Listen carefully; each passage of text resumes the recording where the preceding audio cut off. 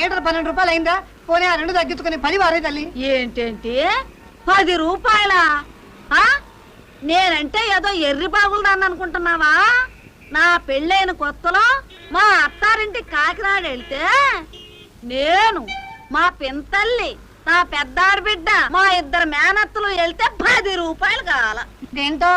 రైల్లో రాత్రి బెజవాడలో ఎక్కితే తెల్లారిపాటి కాకినాడలో దింపేశాడు.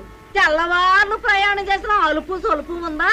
నీ టుక్కు టుక్కు బండిలో అక్కడ ఎక్కి ఇక్కడ దిగానో లేదో నడువులు జారిపోయినాయి. ఏం బండి అయ్యా నీ బండి? బండలావా మొదనష్టం బండి. అదే రైలు అయితే పడుకోటానికి బల్లలుంటాయా? హాయిగా గాలేయటానికి ఫ్యాన్ ఉంటదా? ఇట్టాడి పిల్లలకి ఏదన్నా అవసరం వస్తే ఎల్టాకి లెట్టను ఉంటదా? ఇన్ని సదుపాయాలున్నా 10 రూపాయలు కూడా కావు.